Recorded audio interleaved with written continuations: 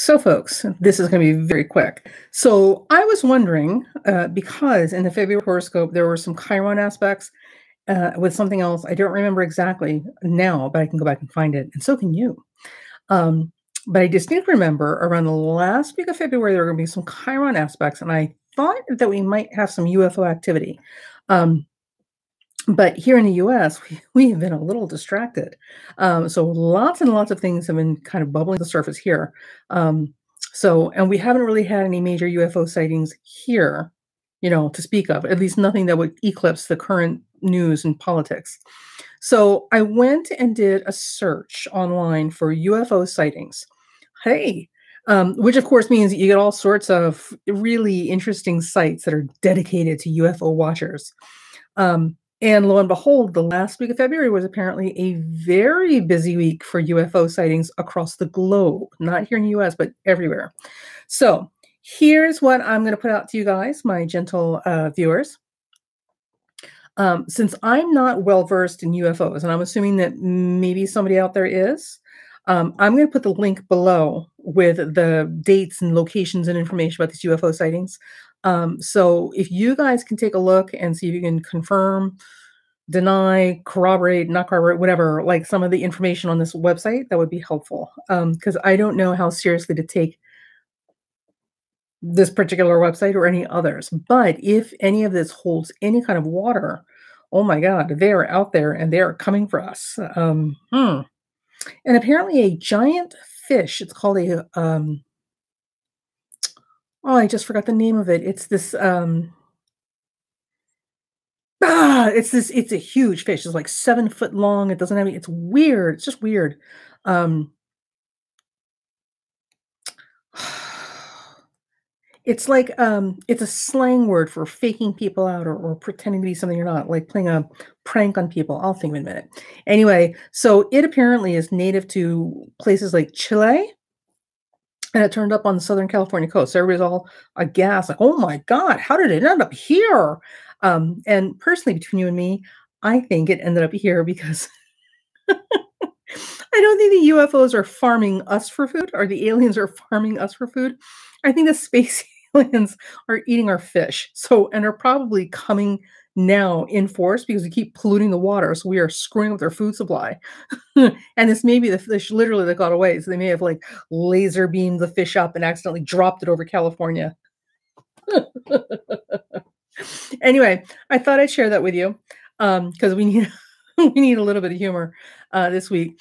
So we are heading into the new moon. This is the week Mercury it's making its station.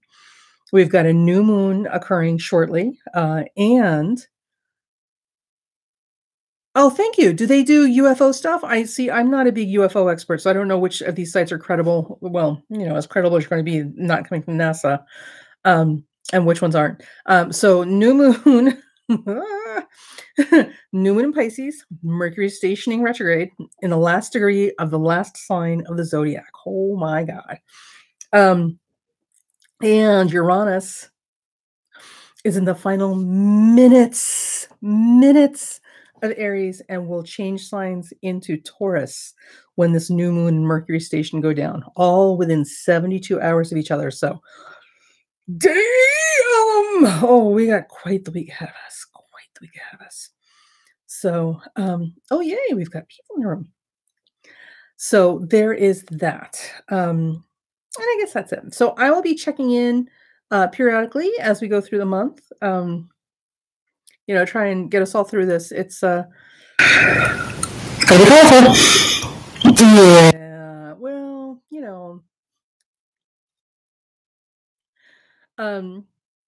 so everybody's nervous system is kind of literally overwrought at this point. And once Uranus finally gets the heck out of Dodge and into Taurus, we're all gonna be feeling a little bit better.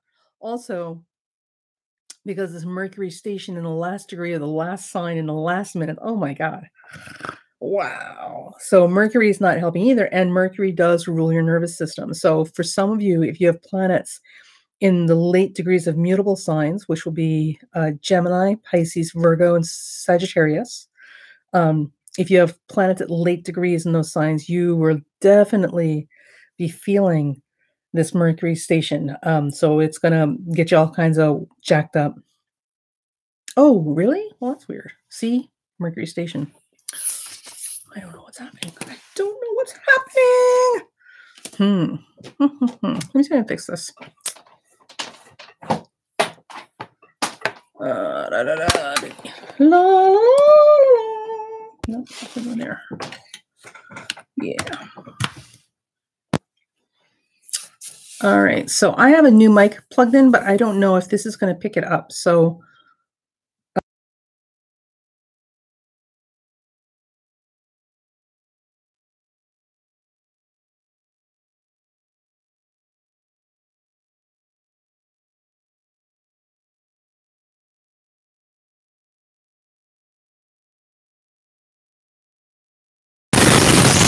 all right, I'm leaving my door that part.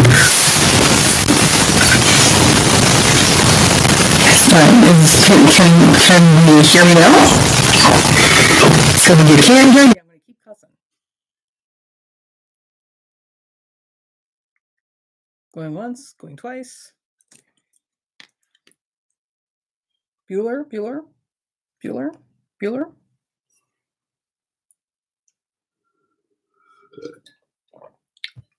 Ah, better. Okay, good. Oh my God. Yeah.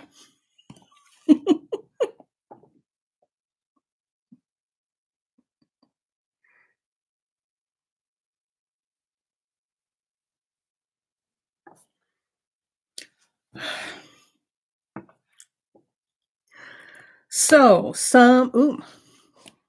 earthquake. So some things to help you guys get through the week, because this is a particularly dicey week. Now, yeah, I give up with technological stuff. Like I'm officially an old person and cannot be trusted around electronics or technology. So some things that will help you guys get through this. This is a particularly intense week. I'm telling you, man, particularly intense, especially if you've got planets in those late degrees of mutables. So who in here right now has anything at the 26th to 28th degree ish of Gemini, Sagittarius, Pisces, or Virgo? Anybody? Or do you guys know your charts?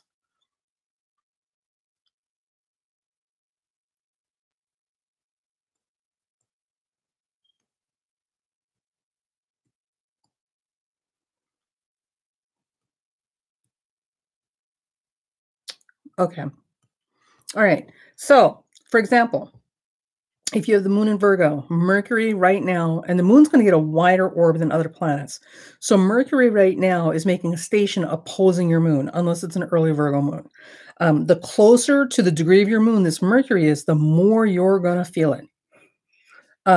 Which also means a couple of things. So the first thing, because this is a water sign Mercury, and the moon is a water planet, highly emotional, very easily drained. Also, you're going to want to just pull your hair out and cry, because people are just going to be difficult to pin down, and situations and circumstances and conditions and contracts and agreements are going to change like on a dime, right? So I wouldn't hold fast to anything anybody tells me or offers me. Just do a wait and see attitude and try not to get too invested in it, because you're going to literally be crazy before the month is over. Oh, yikes. Oh my God. Right. So, and the other thing too is Virgo is disposited by Mercury. So the ruler of your moon is Mercury, and the ruler of your moon is in its fall. It is in 20th degree, which it's in the last degrees of the last sign of the zodiac, and it's making its station in retrograde.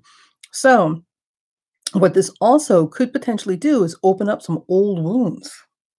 So there may be some things going on that you've been, where you thought you had moved past emotionally or domestically, something with the family or in the home. It will certainly bring things back into full spotlighted like awareness, uncomfortably so, that you're going to have to deal with. And this will pretty much cover the entire month. So there's something there, and it may be something you didn't even realize was a problem, or it could be something new, like an end of life issue.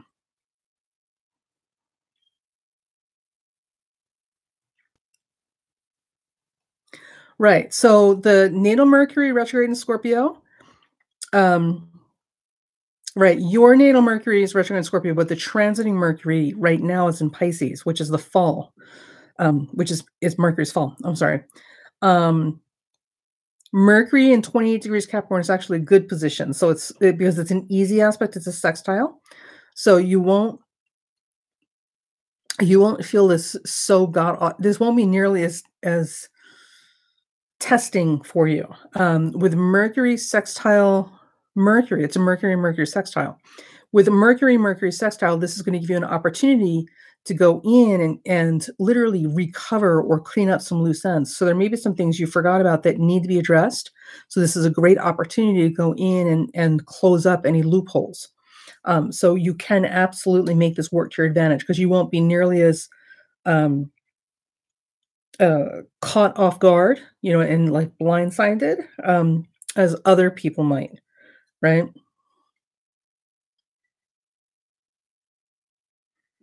Yeah. So the thing with the aspects, with all aspects, the most important thing is that we learn to work with them rather than be victims of them, which is extremely difficult to do because listen, I can tell you all day long, 6 days to Sunday, about this horrible aspect coming up, and it's gonna make you so hot-tempered and hypersensitive, and you really should take a deep breath before you react to people, right?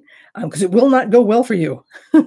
And it won't change the fact that something's gonna happen that's gonna trigger you, and you're gonna walk right into it and do exactly what I just described, right?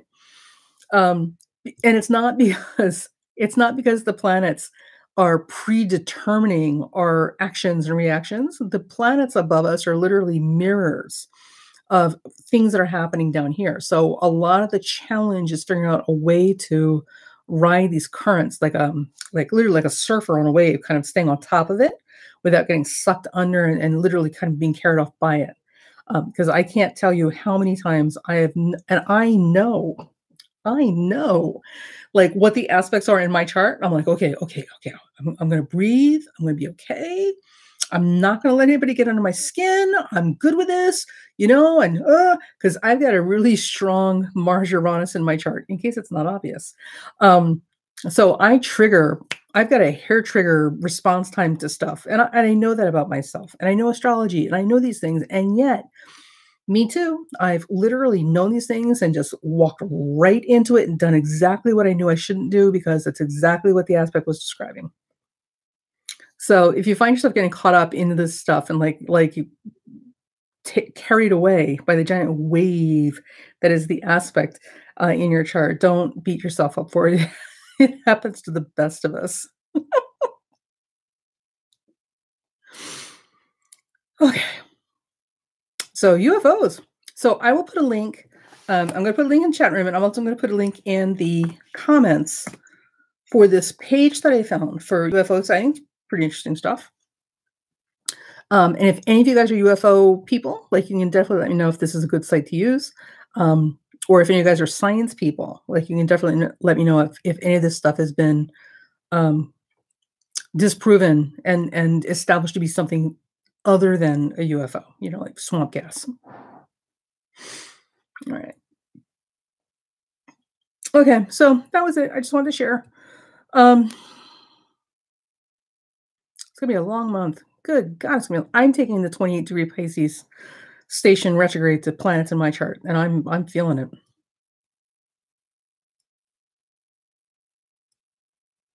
Well, and that's a great point, Just. Um, so here's the thing, right? We can't transcend these things. These are mirrors. Like, you can't not be yourself. What we want to work what we want to work towards is minimizing the amount of damage that we're dealing with at any given time. And also, if there is a different way to redirect this energy or to navigate this, right? This field of landmines, cosmic landmines. Then we want to find a way to do that. But the other thing too is if we know that something's coming up, we know something's happening. And it's not great. This is a great time to do some self-reflection, either before or God forbid after the event, so that we can ask ourselves, okay, so what's really going on here, right? And this is where we start getting into the real work of astrology. So astrology is extremely popular these days, and there's a lot of cookbook recipe interpretations that people just kind of memorize, right? And because that's where we start with astrology, you got to start somewhere. But when you start really getting into the real work and transformative qualities of astrology, it becomes much more about psychotherapy. Um, and not in a I'm a therapist now, like, but in a self-examination way, and really taking things apart and asking ourselves the important questions that really sound a lot like, okay, so what was really going on here for me? Like, what was really bothering me? What did I really want? What was the big payoff that I was getting by doing this behavior instead of that behavior? Those are the kinds of like psychotherapy questions that astrology can open up for us. So, um, Mars is always a great example because Mars is a very expressive planet. It's very in your face, right? Because it's passion, it's rage, it's energy, it's sex, it's the things that move us in life. So when our Mars gets activated, we see Mars behavior, right? And it's not a bad thing. Listen, being fueled with rage and anger, right? It's passion, right? It's outrage, but it's passion. And these are the things that help us climb and literally get over mountains. You need that adrenaline to push you forward further than you would otherwise go if everything was easy, if you were happy, if you were okay. But when we're not putting it in the right context, right? So we have a fight with our partners and we blow up at them, right? So and it was or something stupid because we're having a Mars transit, so we get triggered easier, right? So sometimes the questions we have to ask ourselves after an unfortunate incident like that is, okay, what was really happening here? Because the fight wasn't really about this stupid thing. It was there was something else going on. So what was I using this thing as an excuse for my Mars to act out? And what was I trying to win? What victory was I trying to achieve by letting the tiger out of the cage? Right? Because Mars is all about victory. So the real beauty of astrology comes when we're able to get in and start examining ourselves and really uncover a lot of the hidden stuff that we hide from ourselves, right? But that all takes a lot of self-work. So you can never really transcend your chart, but you can learn to better understand yourself so that your needs are met in healthier ways more often, so that when you do get triggered, they're a lot less destructive. Mars is never gonna not be Mars, but that same Mars that blows up at people, can also be used to blow open mountains and drive tunnels through, right? So it's just a matter of application. And Cassandra, yes, I will be available for phone readings this week. Mondays and Tuesdays are best. Send me an email and let me know what your schedule is, so that I can make it a point to try and be available on the phone at that time. Because otherwise I'm off doing all sorts of stuff, and sometimes I just forget to sign in. Have to get better about that, and I apologize. All right. All right. So, how do you feel about the theory of being able to transcend these limitations by nurturing the spirit and finding your sovereign neutral space?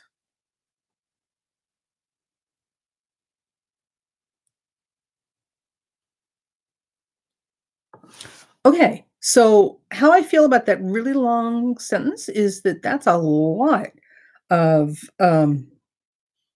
it's a lot of academic work. So, I'm not familiar with this theory. Let me just sit and let me see make sure I understand what we're saying here. Being able to transcend these limitations by nurturing the spirit, defining your sovereign neutral space. Well, okay, right.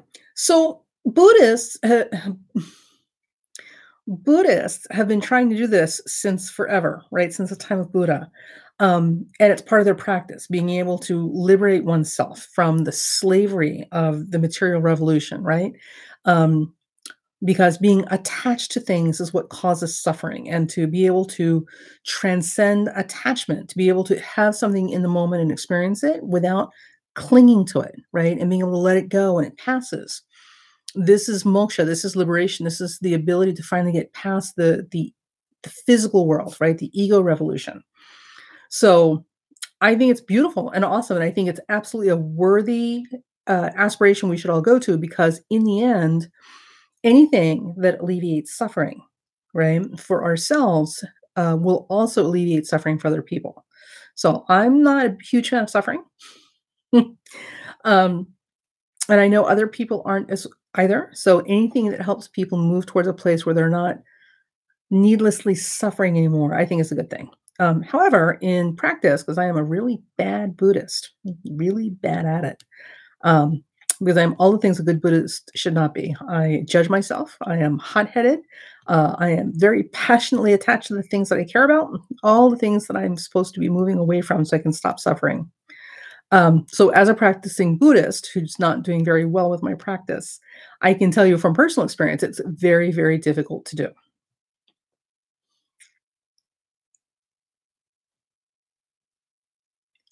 I am. Bad Buddhist, bad. Oh, I'm judging myself. I'm such a bad Buddhist.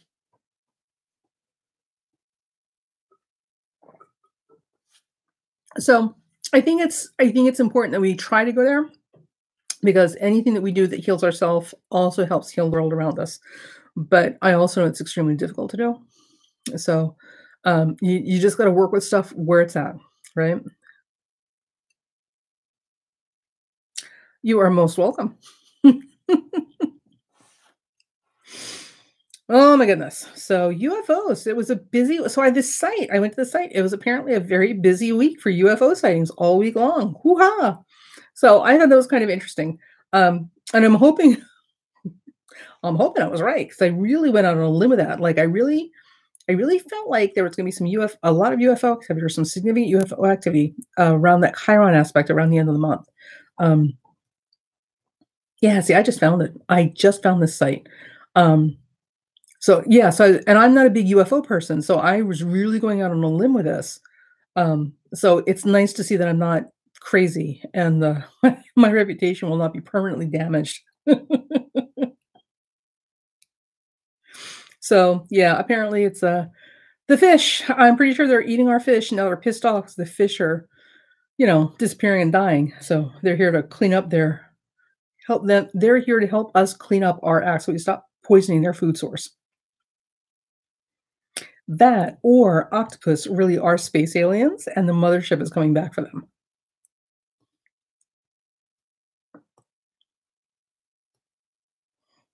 All right.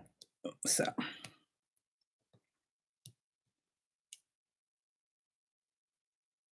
well, it may be so.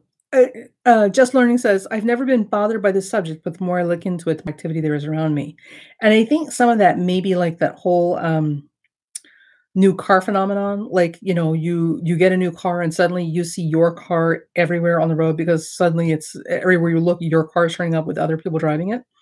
So that may be some of it too, because you're now aware that you're paying attention to it more when you see it, maybe. Um, or or it could be that you have unlocked the secret to UFO um, communication, and now they're coming for you.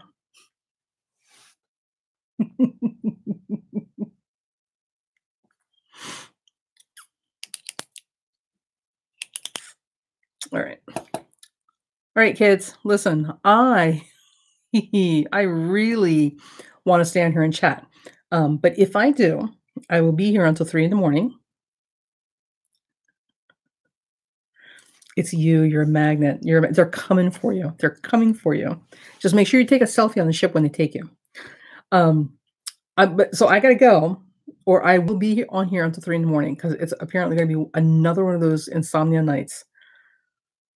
Phew, darling, it's 11:30 p.m. here, and if I don't get off the computer now, I will be up until 3 in the morning. And you're up at 4:30. Um, so thanks for stopping by. It was nice seeing all of you. Um, and again, I'll be checking in through the month and kind of giving you guys a heads up. But I know, right? Uranus, I can't wait for Uranus to get into Taurus. Um, this week is a very intense week, all the way up until the 8th. So we've got to get to the other side of the 8th for things to kind of settle down and make a little bit more sense or be a little bit more manageable. So be extra, excuse me. Oh my gosh. Be extra aware that nothing is stable this week. And I guess that's probably the best word I would use for it. There's a lot of instability in the air because things are kind of, like on a precipice and like the tiniest movement could like set everything toppling over, right? So, it's a very delicate, unstable week. So make no major commitments, make no major actions, try not to piss anybody off, trying to get pissed off. Um, really like imagine that you're walking like on a high wire, right? You gotta be really, really careful and pay attention to those little tiny like vibrations on the rope, right? Or it'll throw you because it's that kind of a week. Hi, Paige. Welcome to the room. You caught me just as I'm leaving. um, oh, thank you. Yeah, sanity and sense of humor. Don't leave home without either one of them. And if you have to, then definitely don't leave home without your sense of humor. Um, so yeah, oof, just just stuff. Yeah, I'm not loving this week. Like I said, I'm taking this aspect myself, this Mercury station. Um, And it's always interesting when you watch the aspects and you can see how they're playing out in your own life. Because there's some things you just as an astrologer or even a psychic, there's some things you're just not gonna be able to predict. Like, we don't know everything, right? Um, we only pick up, like, snippets of pieces or themes, right? Or, general kind of things. And so for me, right, even knowing this, I'm looking at this, I'm like, oh, well, that's interesting. So, the Mercury station is going to occur in this house, gonna be that aspect of my chart, and yada, yada, yada. I wonder what that means. And I'm literally watching it kind of ramp up now as we head into this week. And interesting. It's interesting to watch. So for yourself, look at where Mercury is stationing in retrograde, which house in your chart it's sitting in. And if you don't know how to do that, there's plenty of sites online where you can do automatic chart calculation.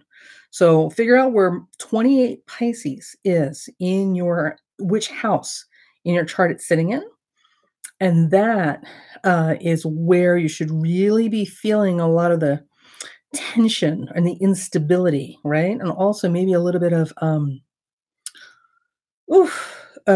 maybe a few surprises popping up as well. So, which is why want you guys to step light this week. The more important thing, rather than the houses. So, here's the other thing I want to give you before I go. So, it's not even necessary to look at the houses. If you don't know anything about where the house, 'cause, like maybe you don't know what time you're born, right? You don't know what time you're born, you can't use houses. The actually more telling descriptive thing is going to be the planets involved. So look at if you have planets at 28 degrees, right? Look at what relationship they have to this Mercury in Pisces. Is it a supportive, easy aspect like a sextile or trine? Is it a square, conjunction, or opposition? And if so, which planet is making that aspect? That's going to be a very clear description of where this conflict and issues with this Mercury station is going to occur.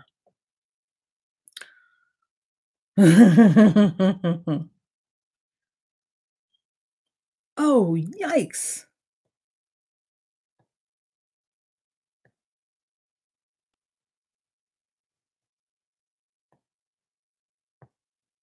Yeah, so we're looking at houses and we're looking at planets, right?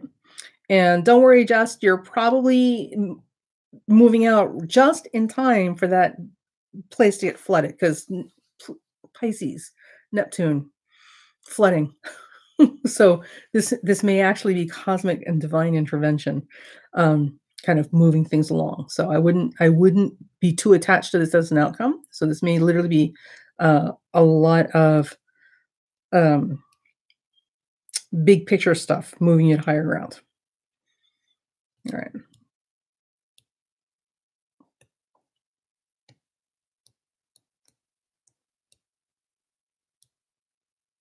Oh,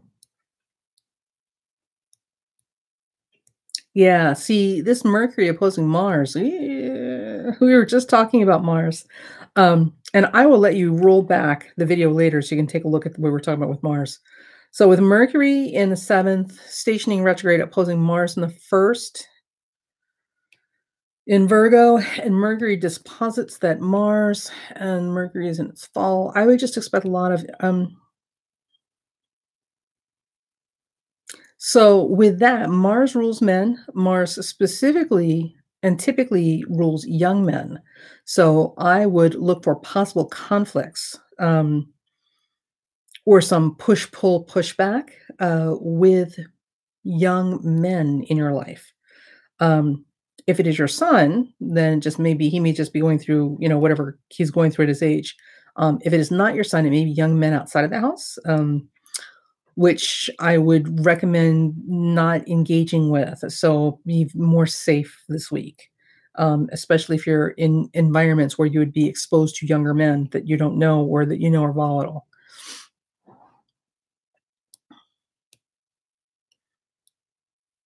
Yeah, see, Uranus opposed natal Uranus. See, I'm telling you, you're a UFO magnet. They're coming for you. Well, it doesn't necessarily have to be bad. I mean, we'd have to actually, I mean, in all fairness, like literally, you would have to look at the whole chart, right? So you would take the chart out, you would look at the planets involved, they would look at the house rulerships of the planets, and then you would look at your lunar return for that month, right? And also the other trends that are occurring there. So there's a whole lot of layers of things, right? Like a lasagna, there's layers of things that are happening all at once. And we have to kind of put all that together to make a good, proper, accurate picture. So without any other information, if we're just looking at the house the station is occurring in, or the planets the station is making the planet that the stationing planet is making an aspect to, like it's just going to give us a little piece of information. But sometimes what that information does is it gives us a bit of a description, right? So we don't have to read too much bad into it, but we live in an insane world. So it is better to be safe than sorry, right? So this is not to say that you're going to go out and get mugged, but listen, if you're in New York and you're getting on the subway, you might want to just keep your pocketbook a little closer to you. I'm just saying. So, and it's kind of like that thing, right? So it's not that this thing will happen, oh, this is horrible, but it is to say that we should always be a little bit more extra careful when we know these things are happening, right? You're most welcome, Cassandra. So, and I hate revealing information about my charts, and I probably will never do this again. But so you guys know, this 28 Pisces station retrograde, I am taking it in an aspect to my sun. And I'm not going to tell you which aspect it is, because that's not germane here. But it is aspecting my sun. And the sun, aside from ruling older men, you know what the sun also rules? Authority figures, your boss. And what do I have at my day job? Right. We have a brand spanking new manager who has no experience, very insecure, and she's trying to prove herself. And not doing a great job of it. So she hasn't been there 4 days, 2 officially without adult supervision. She's literally just been left alone to be the boss without assistance for 2 days now. And we're already like doing this already. So, and that's the sun. So this Mercury aspect to my sun, like this, the sun is descriptive, right? It's the description, and the sun is authority figure. So I am absolutely feeling that right now. And again, the thing to remember with aspects is we want to work with them, right? So we don't want to be victims of our celestial aspects. We want to work with these things. I mean, if you've got if you have a map in front of you, it's up to you to figure out how to read it and navigate with it, right? So one of the things I know is with Mercury retrograde, not everything is being presented, right? There's a lot of stuff that's being held back. And there's something about things being literally at the end of their road. This is kind of the end of the road here. So it could be a situation like for me, it could be a situation where I may be at the end of my employment rope. I'm kind of at the end of my rope with her for sure. She's only been here 4 days and I'm ready to quit. But there could be other things going on. So, because these are critical degrees, you're getting those final degrees or something. That's literally critical mass. This is a critical degree that the Mercury is making the station in. And it could also be that very critical information is being withheld because it is Mercury retrograde in those critical degrees from me. Okay. Because the sun is also about identity. So my professional identity is being challenged, the Mercury station, right, involving the sun, and information may be withheld from me at this time on purpose, not because I want it withheld, but because other people are choosing to withhold that information from me. And so far, everything's starting to smell like, or look like that. Like I smell a rat in the building, like in a big way, right? I can tell there's a whole lot of fussing going on behind the scenes. So a lot of plotting and planning. It's literally starting to look like a Shakespeare play right now. Um, she's only been there 2 days without somebody like on the job with her. 2 days, and we're already here. So yes, big one. I hate insecure, inexperienced managers. I hate them. They're a nightmare. So this is what I'm saying. Like, so, avoiding the loggerhead with the authority figure, Sun Mercury, right? That's kind of impossible. But understanding that this is what's going on, my tactic, my tactic has just been to be like, just, yep. Like not be forthcoming with any unnecessary conversation when I can avoid it. Very polite, very, all the sorts of like as flat affect as I'm going to get. And making sure that I stay in communication with my other coworkers to try and get a feel for whether this is just a me thing or if she's like this with everybody or just a few of us and making a good game plan. Excuse me. To protect ourselves against accusations that are unfounded, right? Document. So if you know it's going to come, you plan accordingly, right? Can't avoid it. You just have to plan for it. So that's my Mercury station retrograde story when it involves your personal planet. Okay. See, you guys are doing this to me again. You're doing it to me again. All right. Now we're definitely going to go. We're definitely going to go. All right. So I'm going to go. I will be on later this week, maybe. I will see how things go at the job. If I don't quit or get fired first. We'll see how that goes. So if you guys, since you guys are here, if you guys have specific days, so here's like a poll for you, right? So you have specific days or times of day that you would like to see me get on and do a live stream, so we can do a chat, like a casual chat. Let me know in the comments. So put days and times of day, generally speaking, that would be better for you. And also let me know what time zone you're in so I understand what you're talking about. And we'll see if we can't coordinate something. Because I know some of you guys are on the other side of the planet, which is where I'd like to be right now. I definitely don't want to be here with this clown car we have for a government right now. But that's not coming to an end too. They're going to jail and we're throwing a party.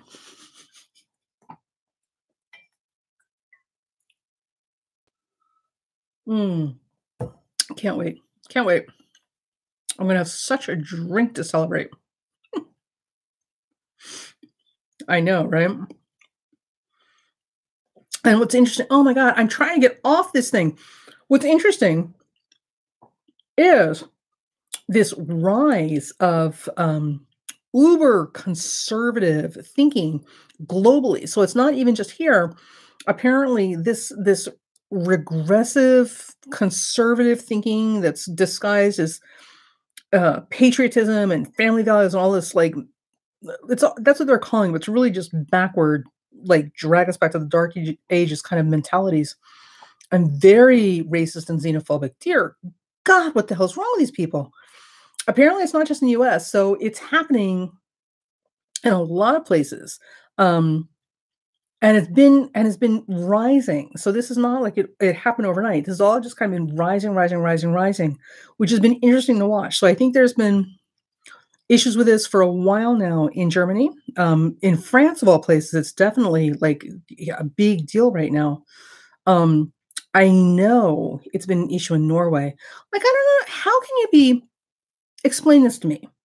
How can you be racist in Norway? There is nothing there but white people and like a handful of foreigners that expatriated to your country. Like 6 families and like the entire country of Norway being white. I don't understand what you could be racist about. What, the 3 houses down the street? I don't get it. So anyway, all of this is to say, like, this whole, like, thing, this conservative, arch conservative drag us back to the dark ages, you know, this has been, like, ramping up for a while, and now it's just like a virus that's kind of infected everybody globally with these little outbreaks. Um, and I don't I don't understand. I don't understand.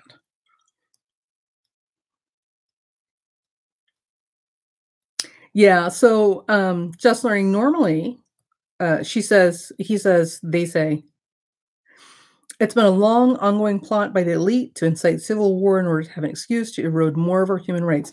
And normally, so I just wanna and then I'm gonna go. Um, Normally, I am not a huge fan of conspiracy theories because thank you, Paige, put it in the comment sections. When I go back, I can see it in the comments without having to open up the video. Um, Normally, I'm not a fan of conspiracy theories, mostly because conspiracy theorists are also the same people who swear up and down that the Earth is flat. um, Australia doesn't exist. Um, the Queen of England is a space alien, and just all sorts of like, oh my god, right? So I struggle with conspiracy theorists because the ones that I personally have talked to are really out there. Um, so anything that smacks of conspiracy, I'll just kind of go into that basket with them. But but um, in this particular instance, and certainly where we are in our civilization right now, I'm not completely sure I disagree with the idea that some of this is a strategy um, to kind of, move things into a power balance more in favor of a few, by dividing the majority. Although my issue with that is that in order for that to happen, this implies that we have a small group of people who are so brilliant that they have masterminded literally a plot that involves hundreds of thousands of people across the globe. And if you have ever tried to get a group of people to do anything on time, coordinated with each other the way they're supposed to, like you would have to be some kind of unbelievable genius to pull that off with like an international bunch of strangers. So it's possible, but I struggle with the idea that anybody is that smart because if you were that smart, like why haven't you solved like cancer, or disease or like the dwindling food supply or whatever, whatever, whatever.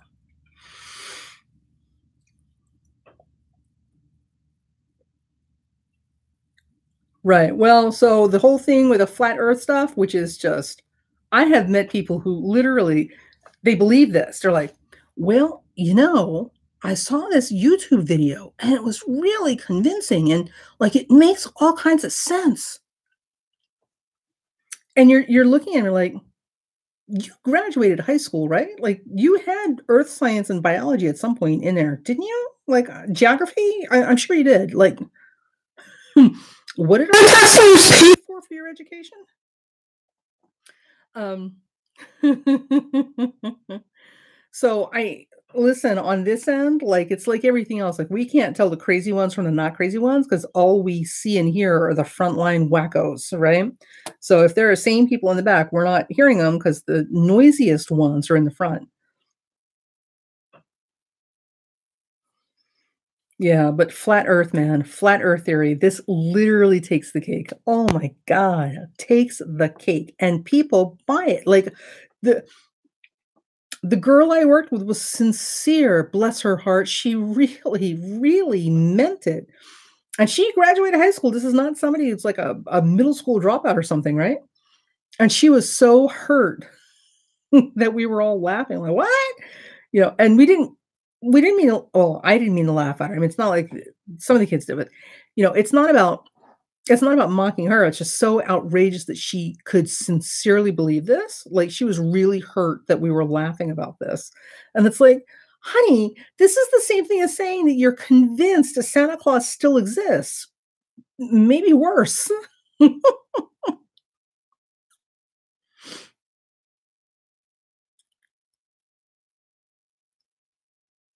Well, and this is the thing, I totally believe in aliens, well, extraterrestrial life forms, right? I absolutely believe that, and I believe that they've been here, and I believe that a lot of stuff and the science and stuff we've received from them eons ago. I totally believe that.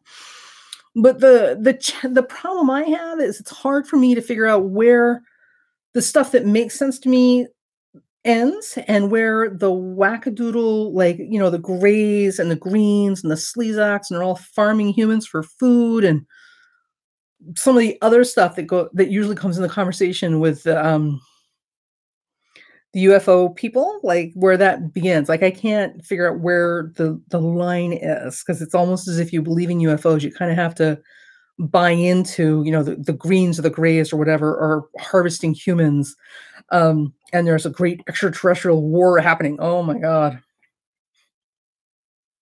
I knew a woman who was an astrologer. She was actually a very good astrologer. She was not a good human being, but she was a good astrologer. And she also believed in UFOs, or at least she said she did. And she used to swear up and down that she was having extraterrestrial no, I'm sorry, astral sex with extraterrestrials.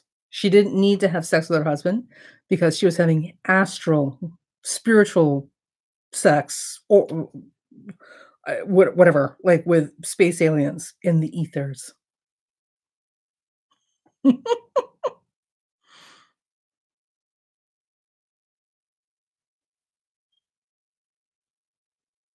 Yeah, see, and this is the thing, like, flat Earth was started by the government, and here's where I really struggle with this stuff. Our government is not that smart. We have people working in government, in case you've missed this whole last couple of years, there are people working in government that I literally wonder how in the hell they graduated high school, much less college. Um, they're not that smart, and so for somebody to do this, it's like, if you I don't know, I just that's giving the government an awful lot of credit, awful lot of credit. Well, okay, so I'm not gonna say it's impossible, I'm just saying I struggle with it because it's giving a handful of people in government jobs an awful lot of credit, um, because that would imply time on their hands, boredom, a desire, to be, there's the word for that. We're just meddling, right? Just mean-spirited meddling. And these are all typically things you see in trolls online with guys who are computer hackers and have way too much time on their hands. So so maybe the Flat Earth Society was actually, done by some computer genius, right? One of these hacker nerd tech guys, that likes to troll the online sites and forums, as a gag, to see how far you push these people. I wonder how much I can make them believe.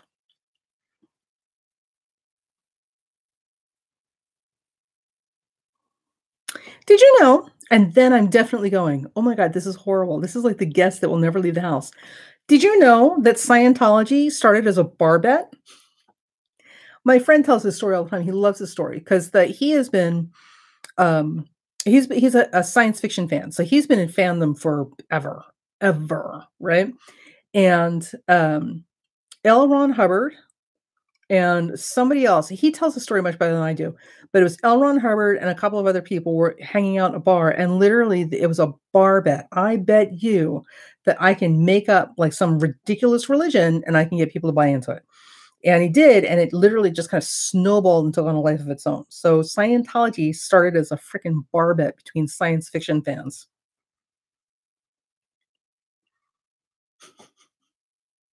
How scary is that?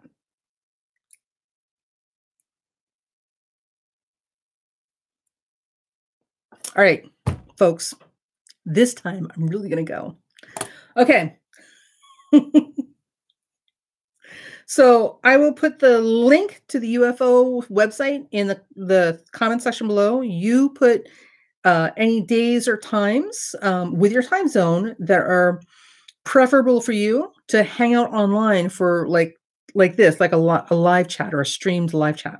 And I will see what I can do about trying to coordinate my schedule a little bit better so I can time it a little bit better for everybody. All right. Off to see the aliens. Bye.